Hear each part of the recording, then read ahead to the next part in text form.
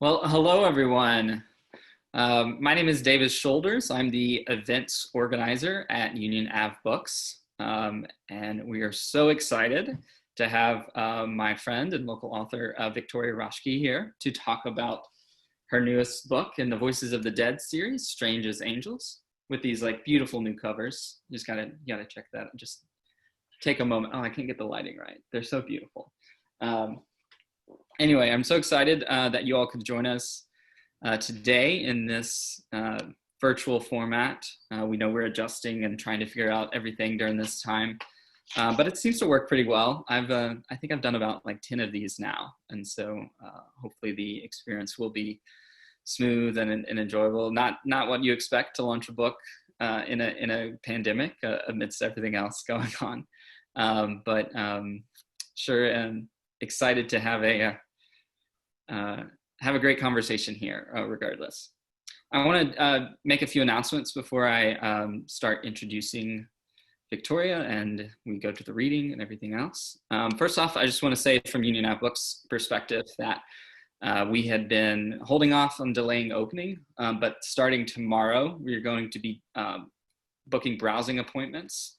And you have to go to our website at unionavebooks.com to sign up. It's through Square appointments, and the way it works is that you provide like a $10 deposit, and then you pick your time slot, and then you can show up. I think we have some people on this call who are joining. Cindy's going to be there on, it's like Wednesday or Thursday, I think that's like Wednesday. Cool. Yeah, it's going to be exciting. We're going to figure out this process, but that starts tomorrow. So just check everything online if you're interested in getting the bookstore all to yourself. It's kind of a rare occasion that you can have this. The next conversation is about the Zoom logistics itself.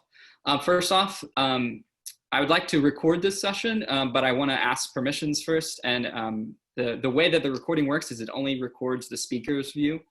But if you do have any objections to that, if you'll just message me directly, it's really no problem. Either way or not, but just wanted to see if we have the capability of recording it, and it would be cool to use in the future. So, but let me know if you don't approve of that. Also with questions, Tori's going to read some, and then we're going to chat about the book, some questions that I have, and then we're going to open it up for everyone to ask questions. One of the best ways to do it, there's a chat feature at the bottom, and you can send the chat to everyone, and that way I can see it and review and repeat it to Victoria. But the other options, that this is a small enough group, I think it's manageable. If you would like to raise your hand and ask the question directly, just kind of flash on your screen, and I'll try to get you in a sequence. That makes sense. So yeah, and there's all these emojis. You can see Keifel's doing a little, you can have a little fun with the few reaction options on Zoom. Okay, so that's that. I guess one thing I was going to say before intro is that times are kind of crazy right now, and we're charging on, and I think reading is very important, more important than ever. Someone said something the other day about how we live with this heightened ambient anxiety that we just are not sure what to do with. And one of the we've been getting a lot of requests for books and people that say to distract them from the times, and they talk about escapist literature. And I think it's really interesting because while fiction writing in general is, supposed to be, unreal, it is at the same time a parallel world, a way that we can imagine the possibilities of a world that's better than what we have right now, or, ways to envision the methods to go through that. So I think this is necessary work, and I think that the book that we're going to talk about today is also fits just in line with that sort of thinking and conceiving of the world in a way that could be better. So I think it's apropos to keep doing talks like this. So here we go. Let me read Victoria's bio real quick. Victoria writes books that start with questions like, what if you didn't find out you were the chosen one until you were in your 40s? When she isn't holed up in her favorite coffee house to write, she can be found at the nearest farmer's market, checking out the weird vegetables, or at her home where she lives with a changing number of cats and her family, who supports both her writing and her culinary experimentations for the most part. Her first book, Who by Water, was published in 2017, and there have been 4 in that series now, and this is the 4th one. I will also add that I've gotten to know Victoria a lot from her work with the Knoxville Writers Guild. She does a lot and is very involved in that community. We worked on the National Authors Day celebration that we hosted last year in November, and she's just a great collaborator and person to talk about books with, and also an incredible author. So without further ado, I'll pass it on to Victoria. Thanks, Davis. Making sure I'm not muted. I'm not muted, right? Okay. So, fair warning before I do anything else. I thought the cat in this room was asleep. He is now awake. So if we get interrupted by cat, I apologize in advance. So Davis and I talked about a couple things to read, and I'm gonna check in not with our main character, which I know is kind of weird, but her sections of the book are really spoilery. So we're gonna check in with one of the side characters first. So this first section is about Vesna, Joe's best friend. And when we last saw her at the end of book 3, she was leaving Ljubljana after her mother's funeral with her new partner. So we're going to check in with them. And I need my glasses for this part. Vesna Cause, the sister of Joe Wiley's heart, stood on the rocky coast of the Isle of Man near Castletown. Igor, her lover, who could see into the future in his own way, was back at the Crofters' cottage they had shared in the months since leaving Ljubljana, in the wake of events that had left her Uncle Leo and her mother dead. The wind carried shards of the hard winter to come. Igor would have tea on and bread toasted to nestle on a plate of fried eggs. He had been uncommonly good to her, considering she had dragged him from his life and work with no thought of when they could return. She squinted into the sunrise, waiting for their guests. 2 seagulls coasted toward her, dipping and turning in the offshore wind.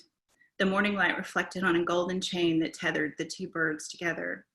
Vesna turned as the gulls blurred past her and landed somewhere in the emerald grass between her and the cottage. 2 women, dressed warmly in woolen coats and knee-high boots, appeared from behind a green hillock and waved to her. That they were sisters was obvious. Massive red manes and milky white skin gave them the air of tourist board ambassadors for Gaelic lands. Malgré me, Vesna, Fand, the elder sister, smiled as Vesna approached. Dobro jutro. The sisters had taught her a bit of the dead Manx language, and the syllables rolled off Vesna's tongue more easily now, but she remained self-conscious about her pronunciation, so she stuck to her native Slovenian or English. Igor has breakfast on. Good, I'm famished. Liban, the younger sister, pulled her collars up around her ears. Vesna led the women to the small cottage tucked into a rolling sea of technicolor green. Smoke curled from the chimney against the faint glow from Castletown awakening beyond.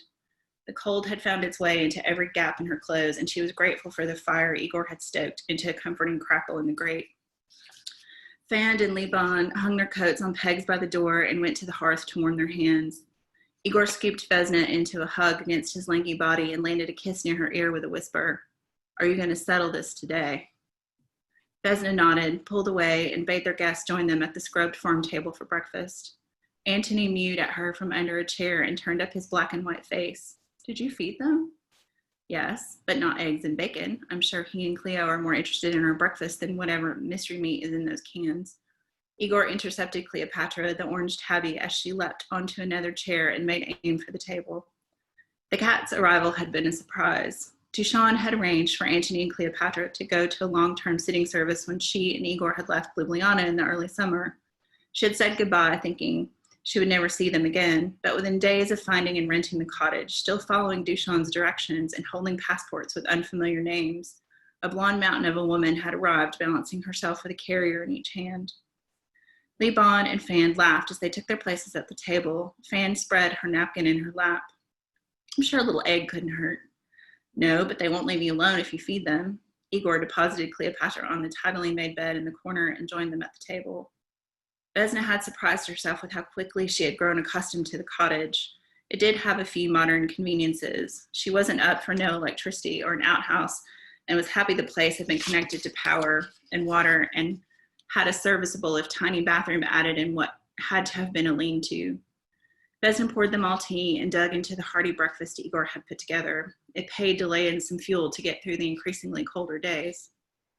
Lee suggested on the way here that this breakfast might be a working meeting. Fand took a bite of toast and looked at Vesna pointedly. I wouldn't presume to keep anything hidden from the two of you. Vesna pushed back a lock of dark hair behind her ear. It had taken weeks to get a response to her seaside offerings, and she hadn't rushed into an ask in the early days. The sisters were nearly all that was left of their pantheon. There were a few others, including Manon, Fand's husband. He kept to himself, rarely coming ashore to interact with the modern world, but Liban and Fand were the only two who had answered Duchamp's invitation to meet Vesna and Igor at the cottage. Duchamp had seen the Isle of Man as a mostly neutral location for the British Isle deities. Apparently, the deities themselves had not seen it that way, or so Fand had explained in her first visit with her sister in tow. I'm guessing you already know what Duchamp sent us here for. Vesna set her fork on her plate and looked into Fand's face. The woman's eyes were as green as the grass carpeting the coastline around them and as dangerous as the sea cliffs. We do. Fand's gaze didn't waver. Liban nodded in agreement with her sister but didn't speak. Igor picked up the empty teapot and returned to the kitchenette to make more. Fand watched him at the sink for a moment. You were lucky to have a consort who doesn't mind serving. Vesna snorted. Consort? She and Igor had grown closer in the months since they'd left Ljubljana, but she wasn't someone who had a consort. Fand smiled. I forget the two of you are mortals. This seems like a place where that is easy to forget. Igor leaned against the sink and waited for the water to boil. Liban nodded again, and Fand continued. In this, I'm speaking only for Lee and myself. The others have no interest in dealing with Chernobog. I only know what Duchamp Chernobog has shared with us, but I believe, though he intended the invitation to all of the remaining Tuatha De Danann, he would be grateful to any who would join him. Vesna resented negotiating on Duchamp's behalf, especially considering she didn't have all the facts and pretty much zero idea what he was really asking for. Liban muffled a laugh with a cough into her closed hand.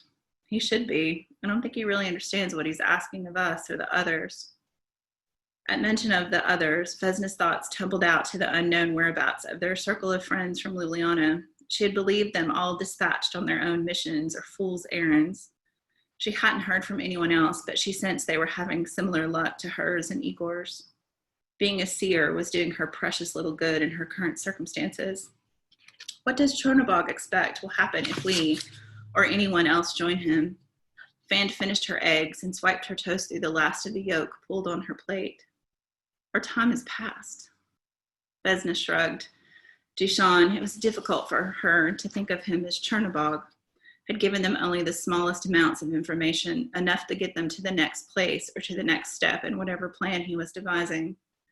He told me once that he wished for a re-enchanted world, but he didn't elaborate on how he intended to make that happen. Standing in his apartment that day was the first time she'd seen him as fully a god and fully as the man her friend had fallen in love with. He'd served wine in soap bubble-thin glasses, and the two of them had stood in front of a triptych of photographs he'd taken of Joe in an orchard. Vesna had seen then that Duchamp the man had fallen in love as well. She had guessed that hadn't been part of Chernobog the god's plan at all. You'll hear from him soon, but I wouldn't start packing, not today anyway. Liban pushed her plate away. Thank you for the lovely breakfast. It was more than worth the trip. Fand indicated her agreement. Have you been to the Witch Museum in the town? It closed some time ago, Vesna said. The two goddesses' sense of human time passing was amusing, but Vesna would have avoided the museum anyway, had it still existed. She was all too familiar with the one in her hometown of Rudnica, and she had no desire to stroll through another display of witch trials and witch-finder sins. It wasn't like that. It was more about the work and lore of witches. Lee smiled. Oops, sorry, but you were thinking rather loudly.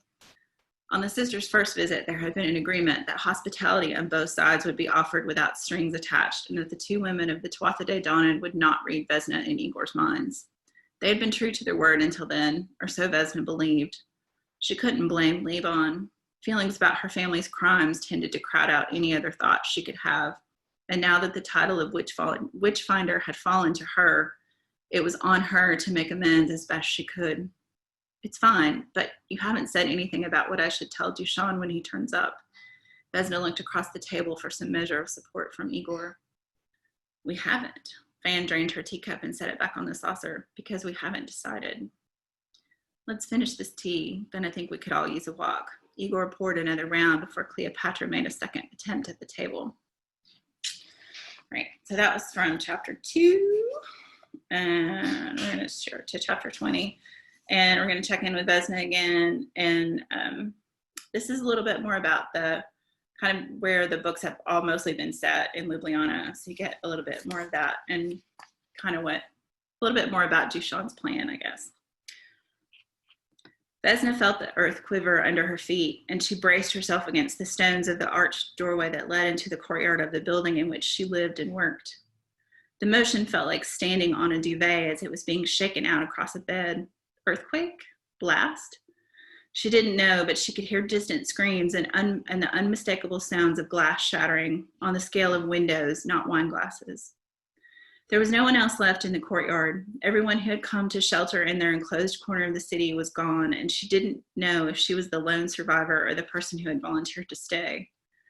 She stumbled down the cobblestone street to where it met the river embankment and marveled that there were still a few street lamps glowing to illuminate the tendrils of fog wending their way up over the balustrade, like the tentacles of a Lovecraftian nightmare. She stuck close to the buildings and slid along storefronts and restaurant windows, watching as the fog's appendages sought out anyone or anything to curl around and drag down into the river. Where was Joe's river god when she needed him? And why did she need him? Why was she even out there? Joe. She was looking for Joe. No one had believed her that her dearest friend had not been subsumed by some dark goddess with her asshole ex-boyfriend's sidekick, hell-bent for leather to unleash their goth version of paradise on the world. Maybe that was why she had found herself alone. She was the only one willing to risk her own life to save Joe's, but that didn't sound right either. Any number of them would have done the same. There was a gap in the building at Novi Trg, the new square, and she was going to have to make a run for it if she didn't want to be out in the open for river krakens or bronze dragons to summarily end her. She didn't know where Joe was, but her instinct told her to keep heading toward the Triple Bridge, where she could cross into Mesny Trg, the heart of the city. She took a deep breath and ran flat out from the cover of the sports bar on the corner of the square. As she made it to the other corner, her heart firmly lodged in her throat. A hand covered her mouth, and a well-muscled arm pulled her into the doorway of the restaurant she had momentarily been panting against. She tried to bite the hand over her mouth, but it was quickly pulled away by its owner. Manners, woman. A very large man towered over her in the doorway, his skin glowing a coppery green from within. Achelous? Apparently thinking the name of a god in this magical weather was enough to summon him. I would say at your service, but I'm here on my own mission. He made a half-assed attempt at a bow. I don't need much from you. I just need to know where Joe is. She didn't want to get chatty, and she wasn't going to pass up any assistance he might offer. Achelous laughed, the sound coming from deep in his chest, then bubbling up like the source of the river itself. Vesna, dear woman, you know exactly where she is. I have an idea of where I think Joe is, mentally, spiritually, but I need you to tell me where she is physically. Irritation was swiftly overcoming the adrenaline shake she had from being assaulted by him. You know you're dreaming or visioning or whatever it is you mortal seers do, don't you? Achelous absentmindedly pushed a strand of hair off her face and tucked it behind her ear. The doorway in the open square spun around her, tilting in the prehensile fog, and she was standing back in front of the tea house again with Achelous. He was looking much more human, dressed in dark jeans and the coziest-looking oatmeal-colored half-zip sweater. Her head was spinning with the scenery. That fog would have had you swimming down in my world if you had left the confines of your warded little bunker for real. He directed her to one of the outdoor cafe tables that had been set up, and I think you'd be freezing dressed like that. She looked down and found that she was wearing the flannel pajamas Joe had brought her back as a gift from the States. Orange and black cats tumbled over each other on a field of blue sky with fluffy white clouds. What is going on? She crossed her arms and tucked her hands into her armpits, suddenly very aware of the cold. I suspect that's what you came to find out. He looked around. Now that the in-between has fully bled into the now, you just conked yourself out to figure out what to do next. He picked up a teacup out of nowhere and took a sip. Steam escaped the upturned rim in the shape of little fish swimming in a school. So what did I conk myself out to learn? Conk is a word, isn't it? He tilted his head and cocked his eyebrow, a disconcertingly human expression on his still uncanny features. Who cares? Where's Joe? I didn't come to tell you that. I did come to tell you that you need to take Ivanka when you go looking for her. He reached across the table and cupped the side of her face with his hand. It was surprisingly warm given he was part fish. It's very important that you and Ivanka go to Marana together. She hit the floor with a thud and opened her eyes to a room full of people, letting the word people cover numerous kinds of beings, standing over her, looking very worried. There we go. All right. Awesome. So before I dive into questions, maybe let's contextualize those two passages. So the first one is, there's this great dispersal that has happened in the world, right? And so these various beings, gods or other servants of gods, I guess you will, are kind of gathering the different players, the characters that you've known throughout the series. I guess that's part of what we're trying to get at is this is the fourth book in the series, and so if you've read along, you're very familiar with all of them. But I think it's fascinating how you've created this sort of swirling mass that is eventually going to converge, and then here in the second one, the second passage you read, like it's happening. The thing is happening, and we're trying to, again, our protagonist Jo is still doing her own thing somehow, as she is throughout this book, and there's just all of these characters trying to kind of contribute to the hero's journey, I guess, if you will. What was maybe that's the question I'll ask first. Then, what was this process of finalizing a series like this? That's got to be a sort of like enormous undertaking, because you have so many characters that, again, you've grown to know and love and explore their personalities. But you do a great job of bringing it all together. I was just, how did you think of that dispersal to begin with? Like, where were you? How did you know that you were going to be sending them away and like bringing them back together? Because that's such like a fun sort of adventurous start, I feel like. So, confession, I don't plot, or didn't for this series. I just wrote, like from beginning to end, scene after scene. So initially when I started the series, I did not know this is what was going to happen. Confession one.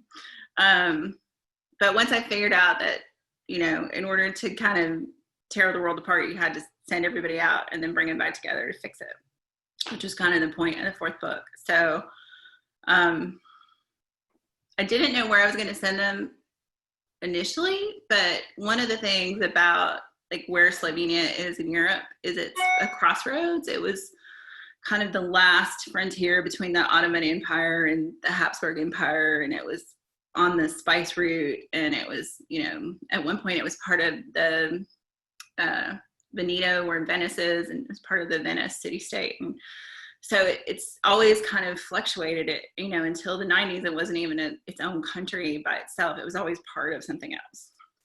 So that was kind of where the thought about the deities came in, because it had been Slavic, it had been ruled by Rome, it had been ruled by the Austrians, it had been, part of Yugoslavia, and then that broke up, and so all of these different pieces. So that was kind of, I think, where that thread came from, is this idea of not ever having kind of been its own thing, and all the other pieces that came from. So when the dispersal happened, I wanted to include, I guess, this idea, and it's in another section of the book, and Davis and I talked about this before we got on camera, but like if you look into European mythology, like there's so much overlap and crossover, and because of people moving and pulling stuff, and like all of it goes back in a lot of ways to like these kind of Middle Eastern gods brought from, the Middle East and even from India to some extent. And when you go looking through the mythology, there's so much overlap.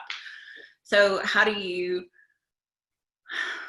bring all that back together was the huge question with this book, and why it's taken the longest of any of them to write, because I didn't know how to wrap up a series because I'd never done it before. And I wanted to tie all the threads together without putting like a huge bow on things. As a reader, I don't find that satisfying when it's too easy, when everything just kind of falls together at the end. So I think for people who've read it already, there's a few holes. One, my husband pointed out he's really mad about, and he's like, you're going to have to write a short story to tell me what happened to this one character. So it's like, okay. But yeah, it's one of the hard things about being a discovery writer instead of a plotter is having to figure that you're kind of building the boat in front of yourself as you're going.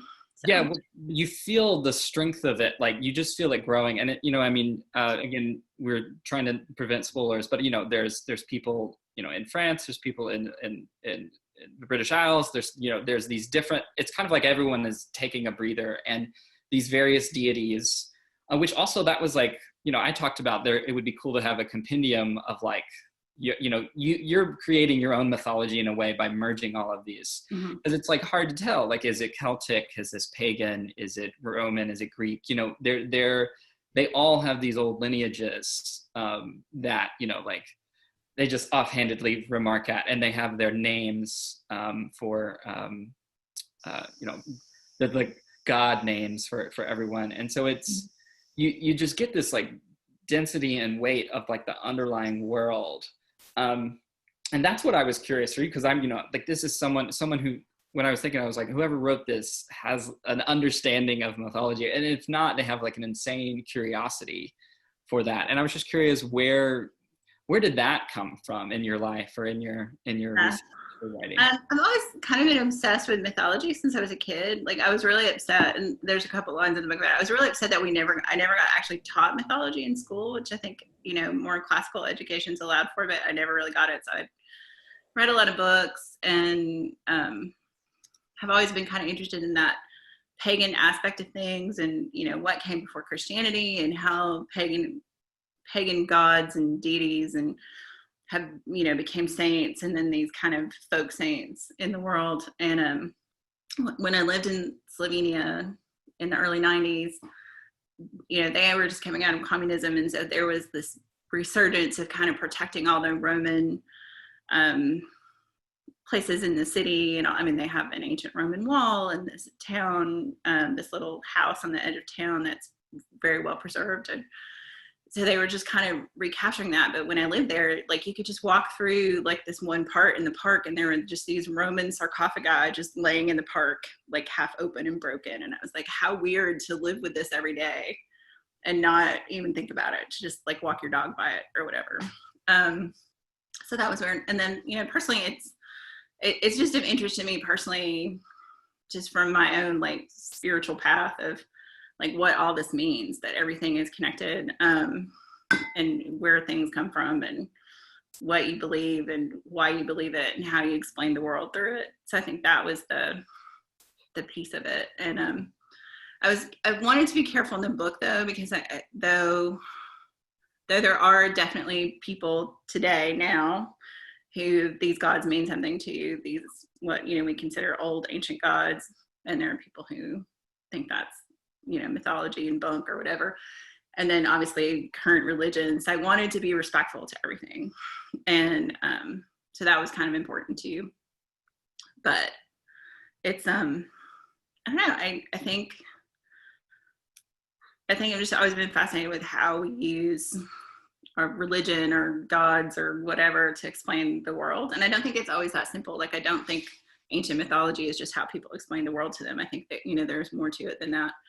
But, and just how those things evolve and change in that continuum. So, well, I just think it's brave in fantasy, and we can talk some about genre and being unidentifiable, not being able to categorize it, because maybe different fantasies usually pick one, religious mythological framework or something like that, and then they go off of this. And so to be involving all of it, it's more honest to what's happening in Europe. And I I've shared that I've been to Bulgaria and been to Plovdiv, and like, they're all of a sudden discovering all of these ruins that are there, and it's just lying underneath the city. So it is just kind of seeping out of the soil there, which actually leads into the next question.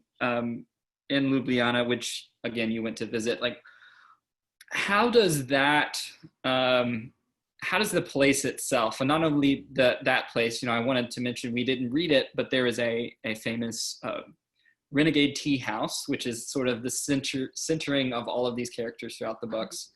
How did those different places, tied in with the mythology, but specifically just the experience of inhabiting these places for these characters, how do they play a role in the city and then the specific spaces in this book? Yeah, I think for the city, when the idea for this book came, it was the first time I'd gone back to Ljubljana, because I was there in 92, 93, and so I didn't go back again until like 2014, 2013. So it'd been like 20 years since I'd been there, and it was the 2000th anniversary of the city from when it had been the ancient city of Emona. And so there was this guided tour, like you could get a headset and kind of do this self-tour around the city of all these Roman sites. And so I was like, okay, I'm here, I'm going to do this. And when I got to the house, the Emona house on the edge of town, there's this beautifully preserved mosaic floor that has bees in it, because Slovenia has its own species of bee. So it's this kind of famous motif there. And honestly, I was standing over it looking like, what if somebody that was like a murder scene? Because it's so weird just to walk into this house that's 2,000 years old, and how does where something happens affects what happens. And also, what if somebody is murdered and they don't stay dead? What's the other impetus for the thing? So it, the whole story came from the place itself, I guess. And then everything kind of fed on top of that. And then the tea house aspect, and Elena's on this call, so she will find this really funny. When I was first talking to her that I wanted to write books, I thought I wanted to write cozy mysteries, which is amusing if you've read my books now, because they're not cozy in any way. And so I thought, I want this person to be a tea house owner, because I always wanted to own a tea house and, whatever. And then it took this totally other turn that it basically became like this sanctuary for weirdos in the city. And then that was kind of the center, like this group of people who all centered on this place that was a tea house, but in this completely other way. So the concept of the punk rock tea house was born out of that. So, well, I know you like to write in coffee shops, so I feel like there's already the ideal sort of like environment where all of these things, and there's like a whole complex in this around the tea house in the courtyard, and that becomes like the primary scene for. Yeah, they all live in the same building. Slovenia, and Ljubljana especially, and a lot of other cities, the Vienna and places like that, have these buildings that are kind of, they were individual families' houses, but they were built on a courtyard, and there was a central well. And so what they are now is like there's businesses on the first floor and then apartments or offices or something above. So it is kind of like this whole little enclave, like they all live in the same building, and the tea house is there, and Goran's antique shop, and this little place that's closed all the time. And there had been at one point like a new age shop that's boarded up in the first book. And so yeah, and that's something I don't know quite how to weave it into a question, but I the comment is that like the imagery is what strikes me so much, and of these ghost-like beings. So there's, we get to the moment where like something is, again, without revealing too much, broken open, the veil between the underworld and the real world and this other world. And so, if you thought reading at the beginning of the book that there were a lot of deities popping up, well, now you've got so many, and that's the scene that Vesna was experiencing and running into these things. And not only are people with sight seeing this, but humans are seeing these things, right, and experiencing it. And so there's something to the acknowledgement of the fact that there are these other entities all around us, and this is a moment where like there's a visceral interaction with these entities, and like I think that's, I don't know, that's just a very powerful element of the leading up to this sort of final battle that you'll have to figure out by buying the book and reading it. But like there, you know, that's what I think that's what like scratches my sort of like the reality versus the irreality. Is like, you know, these things are, they're so real in the book. I guess I'll just say it that way. And it's like, it's almost as if I go back and forth between, am I in a fantasy world or am I in, like, what if, you know, because when you're in Europe, when you're in, like, especially for Americans who we don't have the same sense of the ancient history that some of these other countries do. And it's like, well, of course, you know, that could appear around the corner at any second. And I don't know, I love that world building aspect that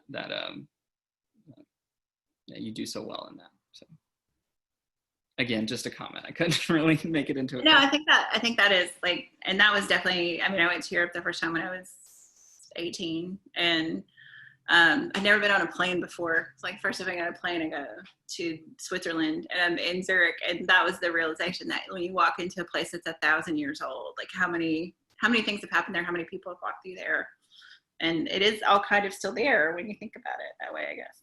So. Yeah. All right. Well, it looks like we've already got a question. And so I'll go ahead and say at this time, if you have anything you want to open up, drop in the chat, or again, turn on your video, wave your hand, and we'll try to get to you. Eric asked about the music. Are the bands and song references based on ones you like in real life? Or who are some of your favorite punk acts? Was Hellbent for Leather in your reading today meant with a Judas Priest reference? I'll start with the last part. It was not a Judas Priest reference, but I love that anyone would think it was. That's awesome. So a lot of music is music I like in real life. I mean, there's a few things that I was like, you know, Joe probably has a little harder edge than I do. So there are, you know, things that I tangentially like but are not my favorite that show up as references. And I don't know, I think I just imagined in the tea, you know, having this punk rock tea house, that music would be such a part of her life that she would talk about it and she would have her emotions through it. And so I wanted to make sure that those references were in there, and also figure out how to talk about songs without quoting lyrics, because that gets real troublesome in literature and expensive to get rights to do that. But yeah, I mean, most of the bands or artists I reference are people I like and listen to. And if you on the call and you don't know, there are playlists for all the books on Apple Music and YouTube and Spotify. You can go listen to all the songs mentioned, and then some other ambient music I threw in too. My favorite punk acts. I'm such a folk punk girl. Like, I really love like the old Billy Bragg folk punk, and like I like AJJ and Against Me, like a lot of the ones that get mentioned later, like that folk punk is probably my favorite kind of punk rock music. So Looks like we just have a comment that says, and there goes my cat. I'm so happy to find out the cats are reunited with their staff. So yeah, yeah, I couldn't separate the cats forever. So. Maybe I'll jump in with something that I had an additional question on it while we wait for anyone else to ask a question. I think it's really interesting how all of the characters struggle with being mortal, but then also having a god, a deity within them, and that some of that's Jo's discovery about herself and a lot of the different characters, things that are done to them. But it also says a lot about, like, you know, like you were talking about your own spirituality, like a sense of power and control that you have with the self, and that there are these whisperings of people getting you to do things that you may or may not want to do, and kind of the core essence of what it means to be human versus what it means to be a deity. And then while these powers are nice and impressive and exciting to read about in a, you know, fantasy adventure, are they things that you want, you know, you want to have as aspects of yourself as a human? And I was just wondering where that came from. So That's a good question. Yeah, I mean, the way it plays out in the book, no, I would not want someone else to hijack me, I guess. But I do think, I guess, to not get too deep down my own spiritual beliefs rabbit hole. I mean, I do think we all have a little divinity in us and have the power, more power than we think we do, to change things in our lives. So I think that aspect of it feels true to me. And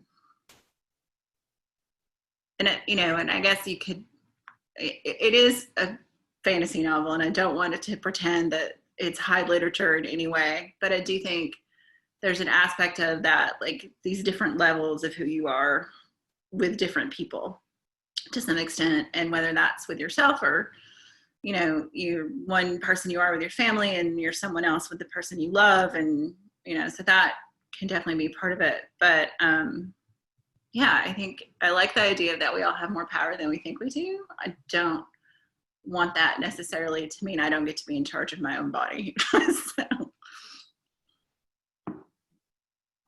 Yeah, autonomy is definitely this, like, it's an important thing, but it's like, there's so much in the world that we can't control, and so it's kind of, yeah.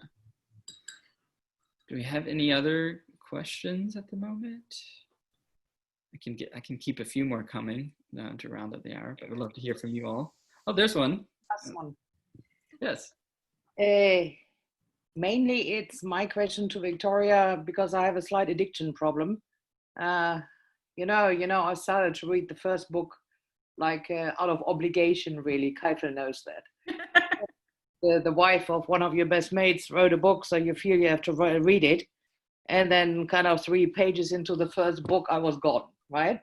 So, and I've been hassling you for when is the next one coming? When is So, how are you going to keep it up? What's next? So, this finished, right? Yeah, this series is finished. I think I have a few kind of like short stories or maybe a novella to throw in there later. But I'm working on something new. Unfortunately, with the pandemic, a lot of the research that I needed to do is in person. So it's kind of on a little bit on hold. So it may give me more time to do some of this other stuff I wanted to do. Strangely, there's been a clamoring for a cookbook for Renegade Tea. And I was like, I could probably do that. I don't know how interesting that would be to people. I mean, I don't think it would sell very well, but it could be interesting. But yeah, so definitely the next project is still kind of in the urban fantasy, contemporary fantasy realm, but features, actually there is a character from this series that shows up in that series. So there's a little overlap, but it's kind of shifted very to whole, other than this one person who shows up, all new characters, and focused on the art world and around that. So that's all I'll say for now. Nothing is on paper yet except research. So. No. But very, very, very happy to hear that, because I mean these 4 novels, they were totally, they were fascinating. They really were. And I don't just say that because I happen to like you. Yeah, well, thank you. I appreciate it.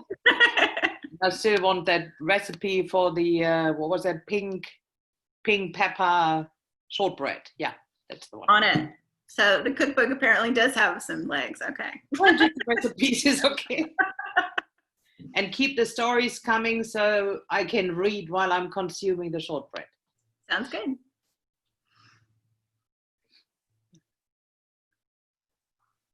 See any other questions that we have out there? Chime in. Short stories available. Yeah.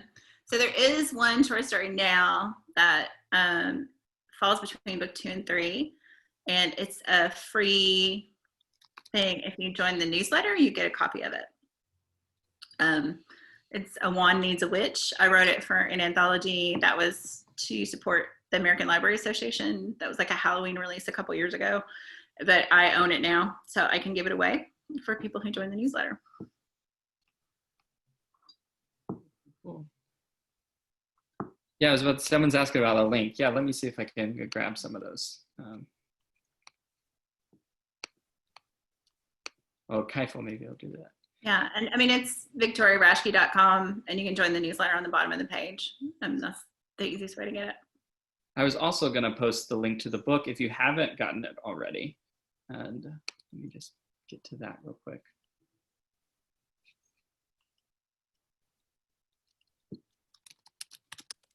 No, thanks, Eric. I appreciate that, your comment.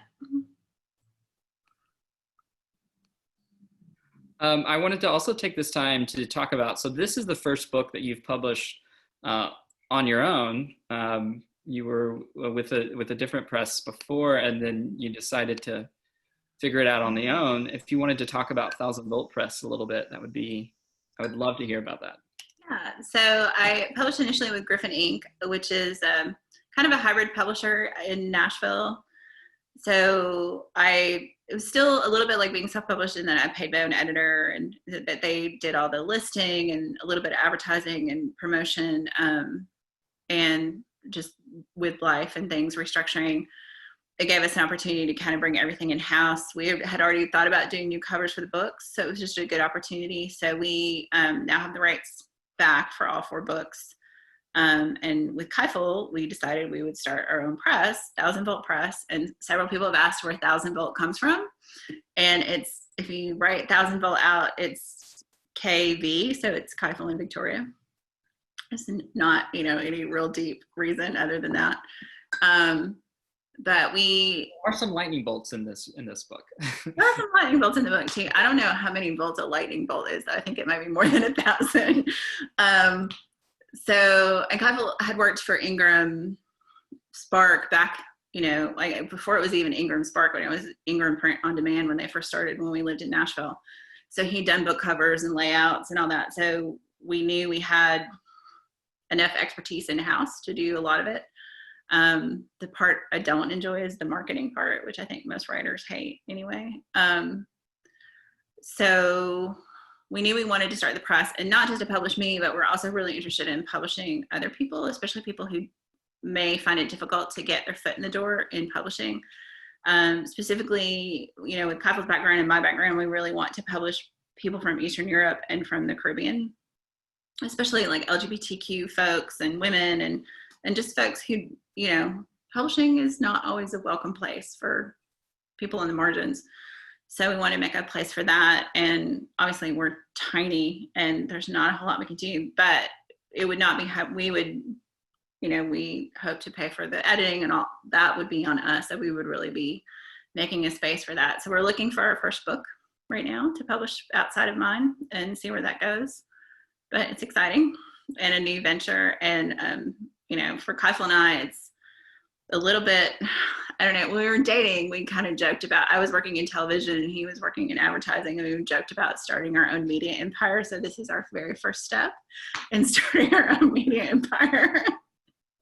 Well, you and I have had many conversations about publishing, and it's kind of a crazy world, and it's kind of an insider's game, and it's hard to figure out what's the best tactic to use. And especially during this time, even some of the traditional publishers are not getting, we don't know what's going to happen in the next few months to traditional publishers. So I think it's like, it's a fun entrepreneurial space to be in right now. And as a bookseller side of it, again, having to be slightly more familiar with the marketing and everything, I think it makes it more fun to interact with people who can see it through the whole process, from start to finish. And that just, builds trust and community. And so I'm so excited to see what you all do with that. So I think that we probably have got time for this one last question, and it seems like a hard one, but also good to end on.